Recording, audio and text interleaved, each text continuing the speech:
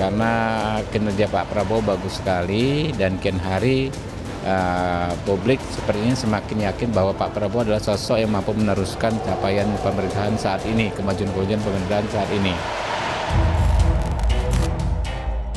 Selama 2 tahun terakhir ini memang Mas Anies selalu stabil menempati posisi di 3 besar. Tapi ini semua tentunya masihlah sangat dinamis. Karena itu kami masih sangat optimis. Bagaimanapun sesuai dengan aspirasi yang kami serap di lapangan, di masyarakat, banyak yang menginginkan adanya perubahan. Pak Ganjar kan baru mulai berapa bulan. Kalau Pak Prabowo kan sudah di-endorse sudah berapa tahun yang lalu sudah deklarasi. Pak Anies sudah berapa lama deklarasi. Ganjar baru berapa hari.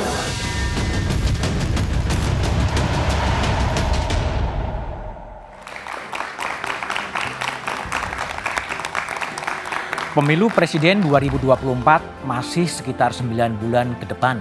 Namun aura persaingan dan rebutan dukungan sudah mulai dilakukan. Beragam cara dilakukan guna meningkatkan popularitas dan elektabilitas. 3 kandidat bakal calon presiden Prabowo Subianto, Ganjar Pranowo, dan Anies Baswedan masih berada di 3 teratas terkait elektabilitas. Prabowo Subianto menduduki urutan pertama di survei Litbang Kompas yang dirilis hari ini, disusul Ganjar Pranowo dan Anies Baswedan. Kedekatan Prabowo dengan Presiden Jokowi diduga menjadi salah satu faktor yang membuat elektabilitas Prabowo tinggi. Sementara elektabilitas Ganjar turun, diduga imbas penolakan dia terhadap timnas Israel U20 bermain di Indonesia. Namun Pilpres masih beberapa bulan. Masih ada waktu bagi para kandidat untuk mengubah peta dukungan jelang pemilihan. Ketepatan strategi dan kemampuan para kandidat mengambil hati calon pemilih bakal diuji. Dan inilah Satu Meja The Forum, adu kuat para kandidat. Dinamika politik dalam negeri kian sengit. Sejumlah orang yang dikabarkan akan ikut pemilihan presiden tahun 2024 mulai sibuk menggalang dukungan. Prabowo Subianto, Ganjar Pranowo, dan Anies Baswedan adalah 3 nama yang dikabarkan akan maju dan berkompetisi di Pilpres 2024 nanti. 3 nama ini selalu menduduki papan atas survei terkait popularitas dan elektabilitas. Hal ini dicermati oleh sejumlah lembaga survei seperti Litbang Kompas yang merilis survei elektabilitas terkini hari ini. Dalam survei elektabilitas Litbang Kompas periode 29 April hingga 10 Mei 2023, Prabowo Subianto berada di posisi pertama dengan 24,5%. Lalu Ganjar Pranowo di posisi kedua dengan 22,8% dan Anies Baswedan di posisi ketiga dengan 13,6%. Tak hanya Litbang Kompas, survei yang dilakukan LSI Denny JA dan Indikator Politik Indonesia juga menempatkan Prabowo Subianto di posisi teratas menyalip Ganjar Pranowo.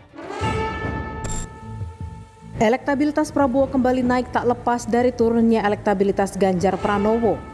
Pernyataan Ganjar yang menolak kedatangan tim sepak bola Israel bermain di Piala Dunia U20 dituding sebagai penyebab melorotnya elektabilitas Ganjar.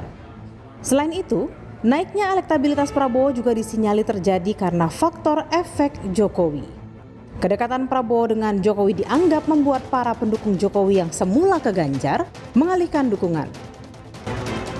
Pemilihan presiden masih 9 bulan lagi, artinya segala kemungkinan masih bisa terjadi, termasuk bergesernya posisi. Adu kuat para kandidat itulah tema Satu Meja The Forum malam ini. Telah hadir di studio dari ujung sebelah kanan ada Burhanuddin Muhtadi. Malam Mas Burhan, Malam, Direktur Eksekutif Indikator Politik Indonesia. Kemudian ada Eriko Sotarduga, Ketua DPP PDI Perjuangan. Selamat malam, Bang Assalamualaikum. Ada Mas Sudirman Said, anggota Tim 8 Koalisi Perubahan untuk Persatuan. Malam Mas Dirman. Di sebelah kiri ada Habibur Rahman dari Waketum Partai Gerindra, dan di ujung sebelah kiri ada ada Toto Suryaningtyas, peneliti senior Litbang Kompas. Malam, Mas Toto. Ya, saya akan coba mulai diskusi dari Toto. Toto, coba dijelaskan terlebih dahulu apa sebenarnya survei terakhir yang dirilis Litbang Kompas, metodologi dan margin of error-nya sebenarnya berapa sih? Dan temuannya apa sebetulnya? Survei kami ini survei reguler yang sudah dilakukan sejak Oktober 2019. Metodologinya tatap muka di 38 provinsi. Jadi memang ada penambahan sesuai dengan penambahan jumlah provinsi di Papua. Seluruh provinsi di Papua itu kita cover minimal 8 responden. Total responden kami 1.200. Kita mengcover kira-kira 200 kabupaten kota dengan kira-kira 300 kecamatan dan 300 kecamatan dan sekitar 300 RT RW. Jadi satu RT itu kita ambil 4 sampel. Jadi dari hasil survei kami ini, survei tatap muka yang kita lakukan di akhir bulan April dan awal Mei, ini kita mendapat hasil yang sebetulnya sudah kita perkirakan juga. Jadi bahwa elektabilitas dari Ganjar Pranowo pasti akan tertahan, bahkan setelah kita dapat hasilnya, ternyata dia hasilnya setback 1 tahun. Jadi kalau Apa tuh setback 1 tahun? Jadi mundur seperti kira-kira bulan Juni 2022. Jadi angka yang sekarang ada untuk elektabilitas Prabowo dan elektabilitas Ganjar itu hampir sama, hanya selisih 0,1, 0,2 dengan situasi di Juni 2022. Tapi kan gini, kalau dari sisi elektabilitas Pak Prabowo kan naik cukup signifikan ya, hampir sekitar 6% atau 4% naik. Apa temuan dari peningkatan elektabilitas dari Pak Prabowo? Jadi kita harus juga melihat dalam perspektif, kalau dalam perspektif nilai bahwa sesama partai nasionalis itu sebetulnya sudah lama dibuat riset bahwa konstituen itu beralih di antara sesama partai nasionalis juga. Jadi ketika terjadi kekecewaan terhadap taruhlah pernyataan Ganjar Pranowo, ini pemilihnya juga lalu move. Kalau dari hitungan kami, kalau dari angka tinggal 63% dari total ya, itu yang tetap mendukung Ganjar sebagai presiden. Sementara 12,5% itu lari ke Prabowo gara-gara U20. U20? Ya, sisanya memang lalu menjadi tidak tahu dan juga ada yang masih menunggu. Baik. Kita coba ke Burhan ya. Burhan, dari indikator politik apakah ada temuan yang sama dengan peningkatan elektabilitas dari Pak Prabowo? Ya, memang kami temukan pola yang sama seperti yang ditemukan oleh Litbang Kompas. Terutama sejak Maret 2023. Maret 2023. Itu ada pola di mana Pak Prabowo mengalami rebound. Sebelumnya sampai bulan Februari kami masih menemukan peringkat ketiga itu masih Pak Prabowo. Peringkat kedua masih Mas Anies. Nah, Mas Anies menyalip Pak Prabowo di November 2022. Kemudian Maret kembali disalip oleh Pak Prabowo. Nah, pertanyaannya apa yang menjelaskan peningkatan elektabilitas Pak Prabowo bahkan sampai akhirnya menyalip Ganjar Pranowo. Ada 2 penjelasannya ya, dari data yang kami temukan. Yang pertama adalah endorsement Presiden Jokowi. Endorsement Presiden Jokowi. Kebetulan endorsement Presiden Jokowi itu memakai bahasa yang kalau istilah komunikasi low context. Low context. Jadi misalnya kata 2024 jatahnya Pak Prabowo, kemudian Pak Prabowo the next president 5 kali. Yang kedua selain endorsement itu? Dan yang kedua adalah blunder Ganjar Pranowo terkait dengan Piala Dunia U20. Ya. Jadi yang pertama dulu. Jadi kalau kita lihat endorsement Presiden Jokowi itu bersamaan dengan peningkatan approval Presiden Jokowi. Approval ratingnya naik. Terutama di bulan Maret itu ada peningkatan approval yang cukup tajam dibanding akhir 2022 dan itu memberi kabar baik buat capres yang diasosiasikan dengan Presiden Jokowi. Nah, ketika Mas Anies menyalip Pak Prabowo di November 2022, itu pada saat approval Pak Jokowi drop 6 poin. Ada korelasi ya? Ada korelasi. Nah, selain blunder tadi, blunder Piala Dunia U20, tetapi juga ada efek Presiden Jokowi yang memberikan dukungan bukan hanya ke Ganjar Pranowo, tapi juga ke Prabowo Subianto. Bung Habib, ini kan elektabilitas Pak Prabowo kan rebound ya kalau istilahnya Mas Burhan ya. Habib melihatnya apa sebetulnya faktor yang membuat kemudian Pak Prabowo kemudian rebound sebetulnya? Ya, ada 2 hal ya. Yang pertama Prabowo efek sendiri. Prabowo efek sendiri. Apa itu? Ya kan, kinerja beliau di Menhan ya yang sangat maksimal dan itu terbukti dari hampir semua lembaga survei. Menyampaikan mengabarkan beliau menteri dengan kinerja terbaik.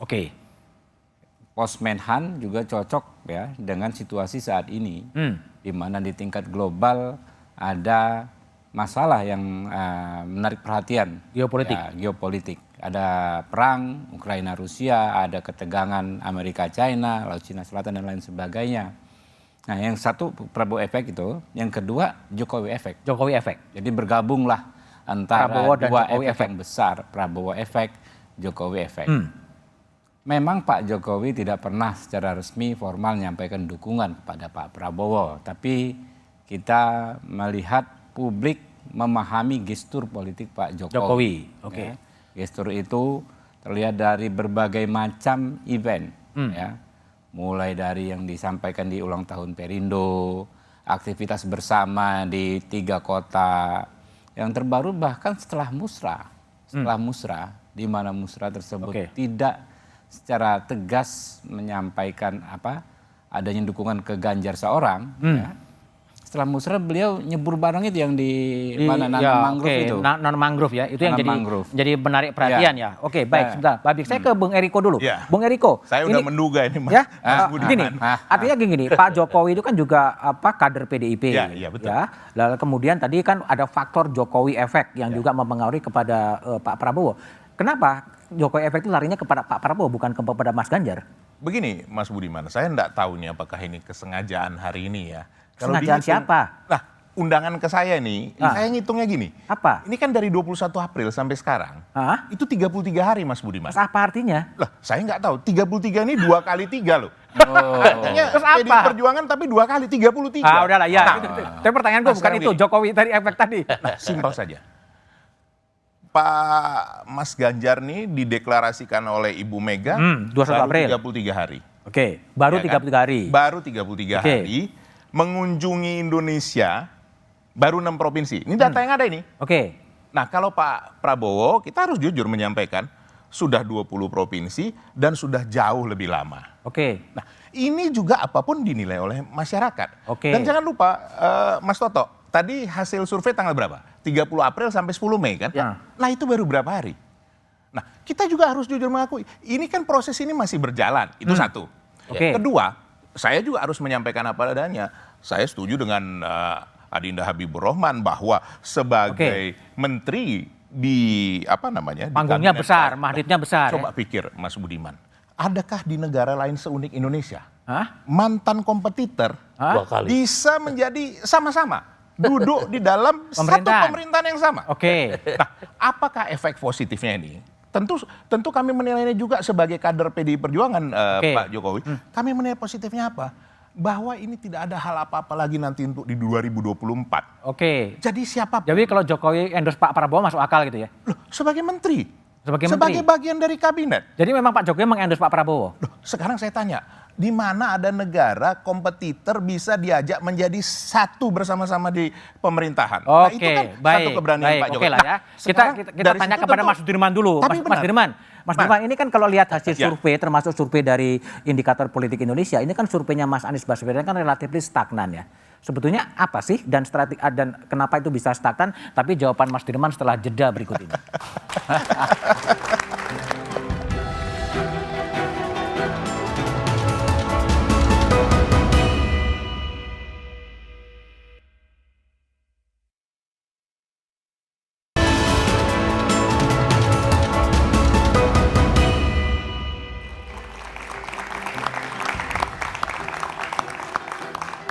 Masih bersama saya Budiman Tanurjo di satu meja The Forum. Mas Sudirman Said, anggota Komisi 8. Mas, ini dari berbagai survei, Mas Anies Baswedan cenderung stagnan. Apa sih bacaan dari Mas Dirman terhadap stagnannya Mas Anies ini sebetulnya? Makasih Mas Budi. Ini pertama saya ingin komen suasana kita ini. Diskusinya asik lah. Jadi memang kita mesti jaga kegembiraan Iya. ya. Bahwa ini persaingan tapi riang gembira ya Pak. Gini, pertama saya ingin menyampaikan bahwa apapun hasil dari survei itu kami mensyukuri. Oke. Mensyukuri karena bagi Anies Baswedan itu posisi yang tidak mudah. Kita membaca berita di mana-mana bahwa terjadi satu upaya-upaya menghalangi, jegal, menyetop dan sebagainya. Tapi dalam keterbatasan itu tetap mengalami kenaikan. Jadi kita tidak melihat stagnan tapi satu progres. Ya, oke. Yang kedua, memang dalam beberapa waktu ini kan Pak Anies memilih, terutama selama puasa itu kan beliau tirakat istilahnya, masuk ke kampung-kampung, ke desa-desa untuk lebih banyak mendengar dan event-event publik betul-betul dikurangi. Jadi kalau terlihat dalam angka itu tidak ada progres yang signifikan, saya kira kita bisa mengerti. Dan tadi kan pengantarnya Mas Budiman mengatakan semuanya bisa terjadi, semua bisa terjadi perubahan konstelasi politik. Jadi kita melihatnya dingin saja, bagaimanapun survei adalah salah satu cermin dari apa namanya kinerja kita dan kita gunakan sebagai evaluasi. Tapi secara keseluruhan kita bersyukur karena suasana di dalam koalisi maupun apa namanya penerimaan masyarakat makin hari makin kelihatan kuat dan kita bersama-sama dengan Mas Ganjar, dengan Pak Prabowo ingin mewarnai kontestasi ini dengan kegembiraan. Dengan kegembiraan dan dengan gagasan. Betul, seperti itu. Oke, baik. Kita coba lihat terlebih dahulu ya bagaimana sebenarnya pergerakan dari bakal calon presiden berdasarkan hasil survei dari Litbang Kompas. Ya, bisa ditampilkan kalau pada bulan Oktober 2022 itu Ganjar Pranowo pada angka 23,2, Prabowo Subianto di angka 17,6 dan Anies Baswedan di angka 16,5. Itu Oktober. Lalu kemudian ketika menginjak pada bulan Januari 2023 itu Ganjar Pranowo di angka 25,3, Prabowo Subianto 18,1, Mas Anies Baswedan pada angka 13,1. Selanjutnya yang terakhir yang dirilis pada hari ini oleh Litbang Kompas adalah di Mei 2023. Ini Pak Prabowo sudah nyalip ya 24,5%, Ganjar Pranowo di angka 22,8 dan Anies Baswedan di angka 13,6. Mas Toto yang bikin survei, saya tanya terlebih dahulu. Ini pergeserannya kenapa terjadi sebetulnya? Pada bulan Oktober Januari masih Mas Ganjar dan kemudian pada Mei Pak Prabowo. Pergeserannya tadi yang kami sampaikan, ada drama yang paling besar, drama U20. Drama U20? Ya. Yang kedua juga tadi yang disampaikan Mas Burhanuddin tadi, memang soal dalam tanda petik sinyal-sinyal yang disampaikan oleh Pak Jokowi. Tetapi mungkin menarik tadi menggarisbawahi lagi tentang elektabilitas Anies Baswedan. Pak Anies itu sebetulnya kandidat yang sudah punya elektabilitas cukup tinggi di awal pemerintahan ini. Di awal pemerintahan? Ya, di awal periode kedua Pak Jokowi. Jadi di Oktober 2019, elektabilitas beliau itu sudah 8,7. Elektabilitas Ganjar itu baru 1,8. Elektabilitas Prabowo sudah 14, sekian, 14,3. Artinya modal dasar dari Pak Anies itu sebenarnya sudah cukup tinggi, separuh dari yang sekarang ada. Nah, bagaimana perjalanan dia kemudian bisa relatif stagnan dibandingkan kandidat yang lain, ini kalau menurut saya tidak hanya bisa dilihat dari kiprah dari Pak Anies sendiri, tetapi justru kita lihat dari mesin politik yang ada di balik Ganjar Pranowo dan Prabowo Subianto itu sendiri. Sehingga dia, kalau kita lihat di dalam dinamika-dinamika di medsos, kami juga punya beberapa yang periset yang meriset tentang pembicaraan di medsos, kita bisa lihat bagaimana memang pembicaraan tentang Pak Anies ini memang senantiasa dalam tanda petik memang tertekan ya oleh mesin politik dari Ganjar Pranowo maupun Prabowo Subianto. Jadi tergambar. Jadi apa yang tergambar dari hasil survei kuantitatif sebetulnya juga ada juga pendekatan dari analisis medsos yang menunjukkan pola yang sama. Oke, baik. Coba kita lihat terlebih dahulu ya. Hasil Litbang Kompas juga telah mencoba mensimulasikan seandainya adalah dua nama atau head to head ya. Prabowo juga lebih dominan perolehannya, bahkan kalau dibandingkan dengan Mas Ganjar Pranowo itu Pak Prabowo udah unggul. Nah kembali lagi Toto, jadi ini hasilnya bisa dibaca apa? Hasil hampir dalam semua head to head gitu kan Pak Prabowo mengungguli baik Mas Ganjar baik Mas Anies sebetulnya. Prabowo punya basis massa yang lebih firm karena dia sudah beberapa kali pemilu dan kita bisa lihat misalnya dari pertanyaan tentang kepuasan saja, kepuasan tentang kinerja pemerintahan itu antara pemilih Jokowi dengan pemilih Prabowo itu sampai dengan hari ini itu tidak pernah bertemu. Jadi dia selalu menjauh bahkan di survei yang terakhir. Kepuasan terhadap Jokowi terhadap kinerja pemerintah untuk pemilih Jokowi itu 84%, sementara pemilih Prabowo atau non Jokowi itu hanya 45%. Jadi semacam diametral apa yang dilakukan oleh pemerintah itu lalu dinegasi. Nah, kalau kita lihat di dalam angka, kenapa Prabowo unggul? Sebetulnya unggulnya juga berbeda terhadap Ganjar. Unggulnya hanya unggul tipis. Sebetulnya dalam margin of error ya? Masih di dalam margin of error, hanya selisih 2,2. Tetapi kalau terhadap Anies memang agak lebar. Ya. Oke, baik. Mas Burhan, kalau dari temuan dari Indikator Politik Indonesia, kalau dalam baca head to head 3 calon itu seperti apa gambarannya? Ya sama, di bulan April kita punya simulasi head to head. Pak Prabowo unggul ketika lawannya di runoff, kalau misalnya keduanya lolos, baik melawan Ganjar maupun melawan Anies. Jadi sebenarnya cuma bedanya begini, kalau di survei kami itu kan di banyak nama itu Ganjar masih unggul sebenarnya. Dalam banyak nama ya? Tapi ketika dikerucutkan, misalnya dari 34, 20 nama, kemudian dikerucutkan semakin mengecil, itu kemampuan Mas Ganjar untuk menarik dukungan dari pendukung calon-calon presiden lain yang kita take out dalam simulasi yang mengerucut, itu kurang. Itu lebih bagus kemampuan Pak Prabowo sama Mas Anies. Misalnya, di 19 nama, itu Mas Anies hanya dapat 15%. Tapi ketika di simulasi 3 nama, Mas Anies meloncat jadi 22%. Jadi nambahnya 7%. Kemudian Pak Prabowo di simulasi 19 nama, itu hanya dapat kurang lebih sekitar 25%. Tapi ketika di 3 nama, naik jadi 34,8%. Mas Ganjar naik juga dari 29 ke 34, hanya nambah 5%. Nah pertanyaannya, kenapa Mas Ganjar kemampuan untuk menarik dukungan dari capres yang lain agak kurang kuat dibanding Pak Prabowo sama Mas Anies? Nah ini pertanyaan yang menurut saya perlu harus menjadi dijawab, semacam evaluasi baik. Buat tim Mas Ganjar. Mas Habib, jadi kalau tadi kan menyebutkan ada Prabowo efek, ada kemudian Jokowi efek, ya, yang kemudian ikut mendongkrak ya elektabilitas dari Pak Prabowo. Mana sih yang sebenarnya lebih dominan? Apakah kemudian Jokowi efek atau Prabowo efek? Keduanya bersinergi menurut saya. Bersinergi. Ya, karena jadi Prabowo efek kan terkait kinerja, Jokowi efek terkait apa yang dibaca publik soal gestur politik, kedekatan. Bukan hanya itu, tadi saya mau lanjutkan sebetulnya. Karena kedekatan itu publik menjadi yakin bahwa sosok yang bisa meneruskan, ya kan, legasi capaian prestasi Pak Jokowi ini Pak Prabowo.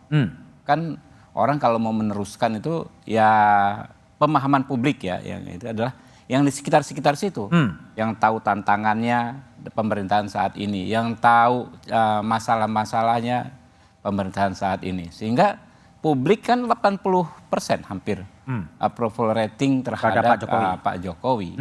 Sehingga masuk akal ketika Pak Prabowo dekat secara banyak gestur politik yang menunjukkan kedekatan, dan memang de facto publik memahami Pak Prabowo orang bekerja bersama Pak Jokowi di sekitar Pak Jokowi, maka itu dia saya bilang antara kinerja dan kedekatan tersebut bersinergi. Chemistry cocok ya? Ya, meningkatkan elektabilitas Pak Prabowo. Oke, baik. Kalau Mas Dirman ini kan pertarungan makin sengit dan waktu mungkin masih 9 bulan sih.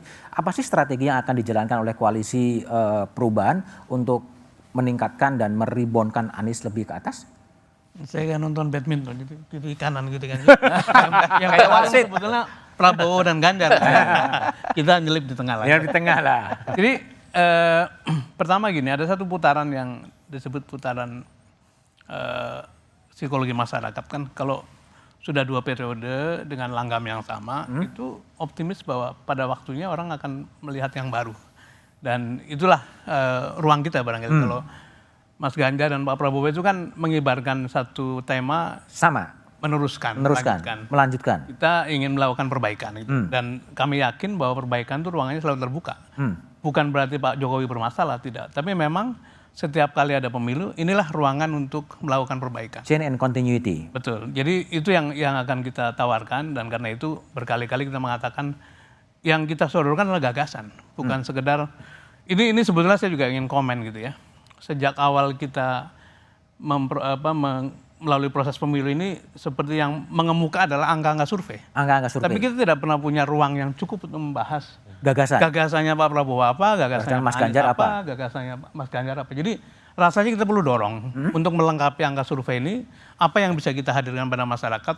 Mulai orang itu menggagas, bahkan mungkin surveinya diperdalam, tidak sekedar angka, tapi juga bagaimana pandangan masyarakat terhadap strategi pertanian, pangan, dan sebagainya. Jadi ini yang mau kita dorong, dan kami yakin sekali bahwa in time pada waktunya, walaupun tadi dikatakan kita mulai dengan 8% terus, kita steady ya, ada juga kenaikan sedikit, tapi kita berharap bahwa secara perlahan kenaikan akan sampai pada satu traction yang pada waktunya akan baik bagi Anies lah kira-kira. Tapi yang pasti Mas Anies akan menawarkan sebuah gagasan-gagasan terhadap Republik ini untuk memperbaiki kondisi Republik. Itu kan sudah jadi karakter Pak Anies sejak awal ya. Bahkan ketika jadi gubernur pun yang ditawarkan selalu apa yang bisa dilakukan untuk rakyat Jakarta dan sebagainya. Jadi di samping memang selalu pola pikir yang demikian, tapi juga track record-nya kan sudah membuktikan bahwa selama di Jakarta banyak sekali perubahan yang dinikmati oleh masyarakat. Jadi dua hal ini saya kira akan menjadi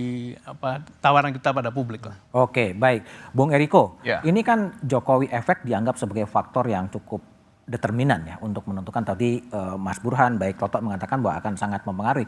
Tapi kan kelihatan Pak Jokowi dibaca lebih condong kepada Pak Prabowo. Ini akan menjadi ganjalan bagi Mas Ganjar dan PDIP. Tapi jawabannya setelah jeda berikut ini aja ya. Sudah saya duga itu.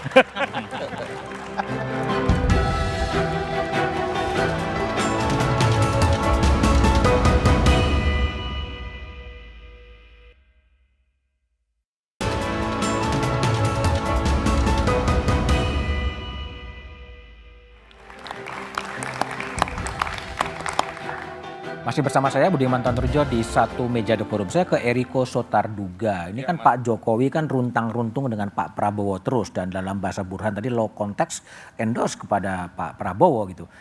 Ini menurut Anda yang menjadi faktor kemudian Pak Prabowo bisa nyalip Mas Ganjar? Begini, Mas Budiman, tidak bisa dipungkiri bahwa konsep yang namanya meneruskan dari legasi Pak Jokowi itu memang berarti. Dari hasil survei kan sebenarnya tingkat kepuasan pada Pak Jokowi sungguh signifikan ya. Artinya ini sangat tinggi. Dan kalau ini kita melihat, coba nanti mungkin Mas Toto sama Mas Burhanuddin bisa menyampaikan. Nah kalau ini dibagi, sebenarnya persis betul loh. Artinya di mana yang diarahkan Pak Jokowi itu kepada Pak Prabowo atau kepada Mas Ganjar. Dan kalau dilihat hasil surveinya kan perbedaannya tidak terlalu signifikan, masih dalam margin of error. Nah inilah yang dilihat ke depan ini.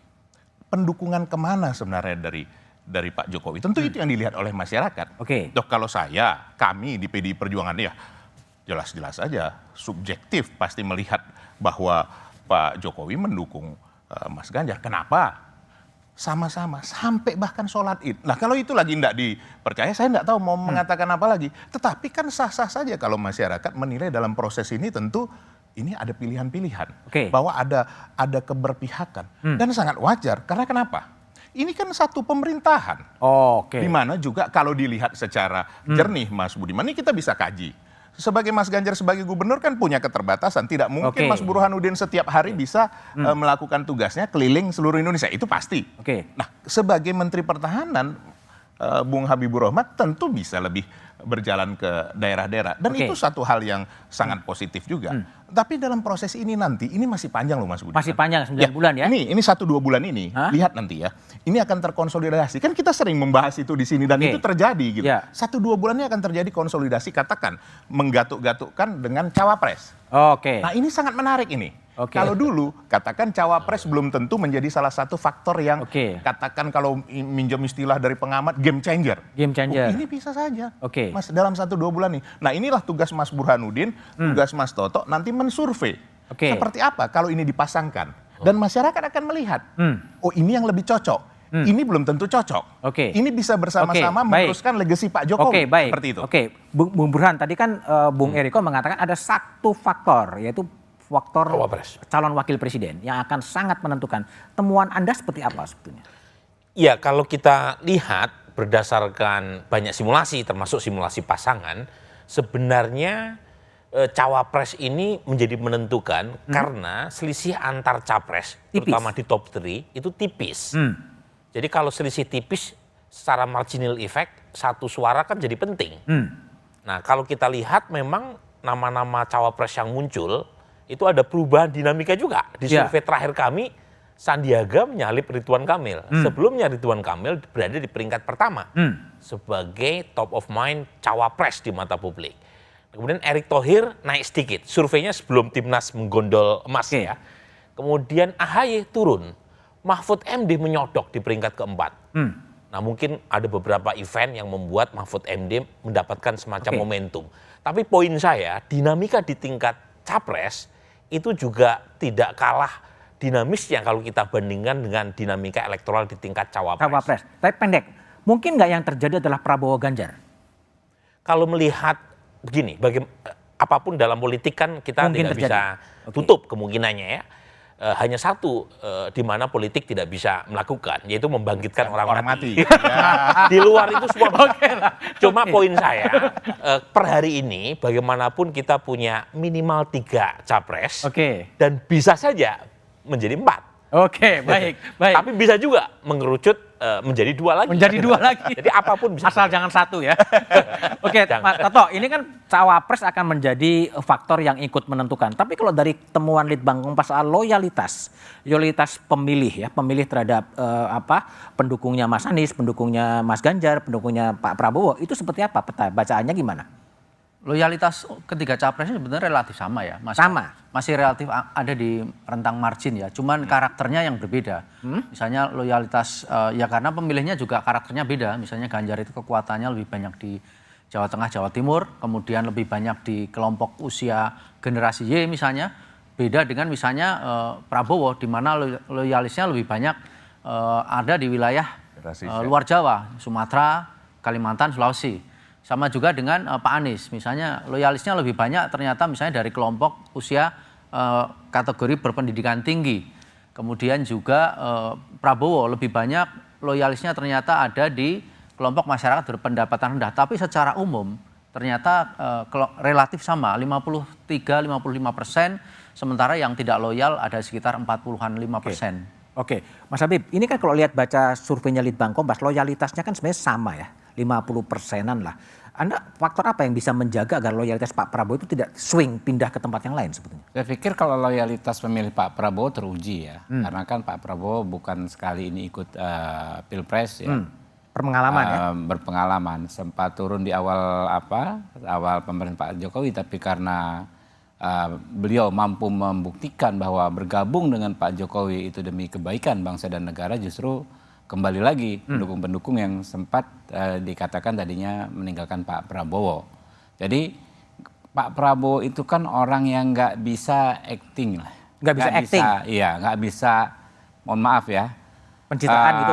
Untuk menjaga loyalitas dia harus melakukan apa? Orangnya genuine sekali. Oke. Justru itu senjata beliau ya kalau saya lihat ya. Apa adanya lah ya? Apa adanya, sikap beliau yang apa adanya, itulah yang justru menarik. Kenapa? Saya baca kalau nggak salah generasi Z itu ke Pak Prabowo. Oke. Ya kan? Karena memang generasi Z suka ya, nggak suka diatur-atur, di kamuflase, ada orang berakting begini untuk menarik perhatian, nggak suka mereka. Mereka suka tokoh sosok yang apa adanya, ya, yang genuine seperti Pak Prabowo. Kalau dari pendukungnya Mas Anies, Mas Dirman, itu kira-kira gimana tingkat loyalitas dari pendukung Mas Anies sebagai pendatang baru lah dalam konteks Pak Prabowo kan hampir 4 kali. Gitu. Sedikit komen soal jumlah calon. Saya kira yang membuat kita ini rukun gitu ya. Adem itu karena memang kita menyongsong calon yang banyak. Gitu. Calon yang banyak. Dan semakin banyak calon semakin baik karena kita punya kesempatan untuk memilih yang terbaik. Nah mengenai tadi pendukung loyal saya kira sudah dijelaskan Mas Toto. Kita menyadari itu dan kita yakin bahwa jumlah orang yang berpendidikan tadi itu makin hari makin besar. Artinya yang punya kesadaran itu makin hari makin besar. Mengenai generasi yang disebut milenial itu kan mereka punya karakter antara lain nomor 1 mereka menghargai makna gitu ya. Makna. Jadi tidak sekedar hura-hura tapi juga memahami makna. Yang kedua dia punya kebebasan berekspresi. Yang ketiga dia punya kemandirian gitu ya. Tapi mereka juga punya concern soal tempat tinggal, soal kesehatan, kekerasan seksual, soal climate change segala macam. Itu adalah tema-tema yang selama ini diketengahkan oleh Mas Anies. Dan saya kira dalam waktu yang cukup nanti ke depan itu ceruk itu akan makin lebar. Kami tadi sore kedatangan sejumlah anak muda, mantan ketua BEM, mereka bergerak sendiri untuk menggarap rekan-rekannya supaya membudayakan namanya politik gagasan. Dan ini satu perkembangan baik saya kira. Karena itu tadi kita ingin terus memperlebar ceruk yang di tengah, yang tadi disebut yang loyal memang sudah 55% lebih. Nah kita tinggal menambah yang baru dan saya kira kita yakin masih punya waktu untuk menuju ke sana. Oke, Bung Eriko, gimana loyalitas dan merawat loyalitas dari pemilihnya Mas Ganjar dan kadang ada interseksinya juga dengan PDIP, itu gimana merawat itu sendiri? Ya, jadi begini, masyarakat sekarang memang dengan sosial media, dengan televisi, dengan segala hal media ini memang sangat mudah untuk berinteraksi, sangat mudah untuk melihat, sangat mudah untuk menilai. Dan menurut saya, Mas Budiman, masyarakat Indonesia sudah sangat cerdas, sangat dewasa dalam hal ini. Coba perhatikan pergerakan dari tadi hasil survei Mas Toto dari Litbang Kompas, itu pergerakan itu sangat dinamis. Sangat dinamis. Tetapi juga tadi kan konsep yang saya katakan legacy untuk meneruskan itu, ternyata itu betul-betul hampir dibagi dua oleh Mas Ganjar dan Pak Prabowo. Nah, begitu juga terhadap pemilih-pemilih ini. Tadi kalau kita melihat seperti generasi Z, itu benar-benar generasi yang sangat paham akan teknologi, sangat menguasai yang namanya gadget. Tapi kita juga jangan lupa loh, Mas Budiman, jangan lupa bahwa generasi Z sebagian besar belum bisa memilih di tahun 2024. Nah, ini juga menjadi salah satu Nah, kalau di kami, bagaimana Mas Ganjar ini bisa diperkenalkan konsep gagasannya seperti apa, kemudian bisa dilihat oleh seluruh masyarakat Indonesia, dan bisa juga dapat mudah diakses melalui teknologi ini. Nah, di sini nanti proses ini akan berjalan, di mana dilihat oleh generasi-generasi muda maupun pemilih-pemilih baru ini, untuk mereka nanti supaya apa? Supaya mereka juga mau datang ke TPS. Permasalahan kita, Mas Budiman, kita belum bisa memilih melalui teknologi. Harus datang ke DPR TPS. ajukan dong e-vote. Nah, ini kan by proses juga semua. Loh, kan kita tidak bisa sama-sama Mas Habibur Rahman juga. Nah, tapi apa yang menarik, bahwa kontestasi kali ini Pak Sudirman, begitu juga Mas Habibur Rahman, lihatlah. Kita akan berusaha sedapat mungkin untuk mengadu gagasan dengan riang gembira dan melibatkan masyarakat. Tapi kadang-kadang lupa loh Mas Budiman, yang milih ini masyarakat loh nanti, bukan termasuk saya kita kan? di sini kan. Tapi gini, saya tanya ke Mas Burhan lah. Mas Burhan ini kan safari politik kan ramai ya. Pak Prabowo kan sangat menyambangi Purnawirawan, menyambangi ke semua. Mas Ganjar juga turun ke bawah, Mas Anies juga turun ke bawah. Seberapa efektif sih sebetulnya konsolidasi itu akan mempengaruhi elektabilitas? Tapi analisisnya setelah jeda berikut ini.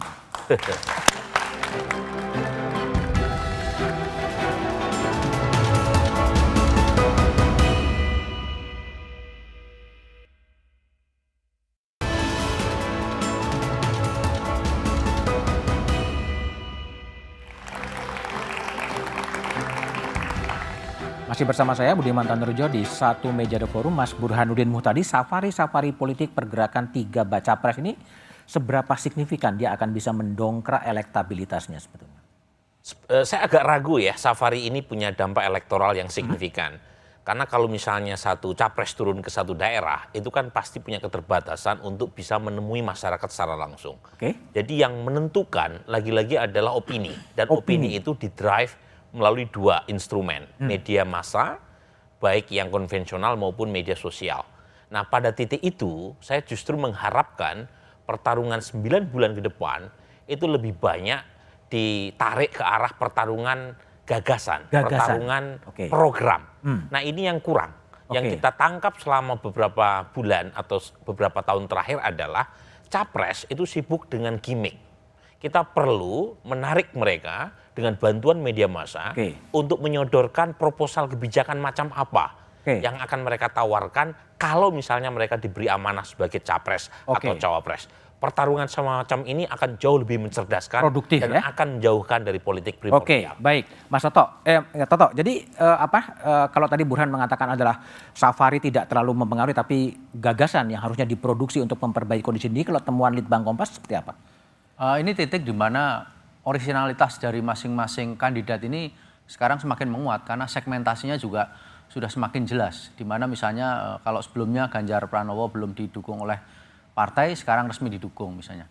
Jadi masing-masing kandidat sekarang sudah mulai menemukan originalitasnya di mana masyarakat lalu bisa memilih menyesuaikan dengan aras politiknya masing-masing. Nah, harapannya bahwa di dalam ketiga kandidat ini, masing-masing aras politik yang ada di masyarakat, nasionalis Soekarnois misalnya, kemudian nasionalis ala Gerindra, kemudian juga Partai Islam, itu mendapat wadahnya. Sehingga hasrat politik yang ada di masyarakat ini pada akhirnya bisa ditampung oleh kandidat yang baik. Bung Habib, jadi 9 bulan ke depan dan tadi ada ditantang untuk gagasan, apa yang akan dikerjakan oleh timnya Pak Prabowo dan Pak Prabowo sendiri sebelumnya? Justru yang disampaikan Pak Burhan ya Mas Toto itu justru yang memang selama ini sudah dan banyak dilakukan Pak Prabowo. Pak Prabowo kemanapun selalu bicara gagasan-gagasan besar. Ya, saya banyak mendampingi beliau ketemu tokoh-tokoh. Ketemu tokoh-tokoh bukan sekedar soal dukung-mendukung, tapi soal gagasan bagaimana. Ya sebagaimana yang beliau sampaikan terus, sebetulnya sih tiap doorstop pun selalu Indonesia saat ini situasi yang cukup rumit di internasional, bagaimana kita harus memproteksi kepentingan bangsa dan negara dalam konteks SDM, ya kan, bagaimana beliau memuji dan bertekad meneruskan kebijakan Pak Jokowi, misalnya soal nikel dan lain sebagainya, itu yang dilakukan. Bahkan karena dianggap terlalu banyak gagasan, banyak juga teman-teman konsultan dan lain sebagainya datang ke kita ngomong, wah Pak Prabowo itu kekurangan gimmick. Nah itulah kekurangan Pak Prabowo. Nggak bisa gimmick beliau. Gitu, ya. Baik Mas Dirman, jadi 9 bulan ke depan apa yang mau dikerjakan oleh Mas Anies dan tim? Saya kira politik gagasan itu trademarknya Mas Anies sejak awal. Dan itu yang akan kita teruskan, ketemu dengan tokoh-tokoh, ketemu anak muda, ketemu kader partai dan sebagainya. Dan ada satu harapan nih Mas, kalau Pak Jokowi, Pak Presiden itu juga membagi sawapnya tidak hanya kepada Mas Ganjar dan Pak Prabowo, saya kira baik. Artinya apa? Netralitas itu penting. Dibutuhkan. Supaya ketiga kandidat ini punya ruang gerak yang sama dan menampilkan permainan yang bermutu gitu. Dan saya yakin sekali ya kalau tiga-tiga kita ini bersepakat untuk menawarkan gagasan terbaik, maka siapapun yang terpilih adalah yang terbaik bagi Indonesia. Dan itu menjadi tidak penting. Walaupun tentu saja masing-masing kita adalah akan berjuang maksimal untuk memenangkan apa yang kita perjuangkan. Oke, Bung Eriko? Mas Budiman, dari pengalaman kami tidak bisa dipungkiri darat, laut, udara juga penting. Artinya begini, kita harus real saja. Darat ini juga konsolidasi di partai, relawan, terhadap masyarakat. Itu juga penting. Tidak semuanya juga bisa lewat media massa saja meyakinkan masyarakat itu tadi. Nah kedua, betul lewat media massa, lewat udara juga penting. Tetapi gagasan-gagasan ini juga harus dirangkum bahwa sistem pemerintahan kita adalah sistem presidensil, bukan sistem parlementer, Mas Budiman. Nah ini juga sekaligus pembelajaran bagi masyarakat untuk ikut terlibat dalam hal ini. Karena sekali lagi, nanti yang milih ini masyarakat, yang milih ini bukan lagi kita, sekali lagi sangat mengapresiasi survei, tapi akhirnya kan masyarakat yang akan menentukan. Artinya pada hari gagasan itu itu masyarakat minta apa gitu maksudnya? Apa yang menjadi skala prioritas saat ini? Karena perubahan ini begitu luar biasa. Tadi sudah disampaikan Bung Habibur Rahman. Dengan kondisi seperti ini, nanti akan terjadi krisis makanan. Itu sudah mulai terjadi. Nah, apa konsepnya dalam hal ini? Bukankah itu dulu yang paling utama? Kalau kita berbicara sekarang secara meluas, mengatasi hal yang di luar, di dalam negeri saja, ini jauh lebih penting. Nah, ini konsep-konsep yang real ini yang harus didengarkan oleh masyarakat dan melibatkan masyarakat. Mau apa kita ini? Satu lagi yang paling utama juga, ini bisa juga sekaligus untuk tadi meminjam istilah dari pengamat, untuk Wapres ini, SDM ini juga sangat penting. Karena kita mau menuju Indonesia Emas 2045 dan meneruskan legasi Pak Jokowi.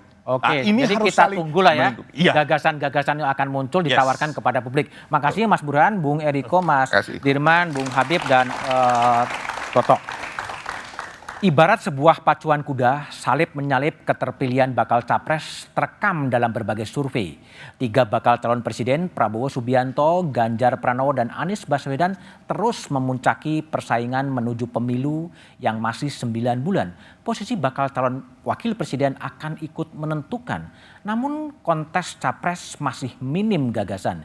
Gagasan untuk memperbaiki kondisi negeri, mengurangi korupsi, menghadirkan keadilan sekaligus kesejahteraan. Kontestasi gagasan itulah yang ditunggu. Pemilu akan kita laksanakan 14 Februari 2024. Pastikan untuk tetap mengikuti perkembangan terkini melalui Kompas TV independen terpercaya. Demikian Satu Meja The Forum malam ini. Sampai jumpa pekan depan. Selamat malam dan terima kasih.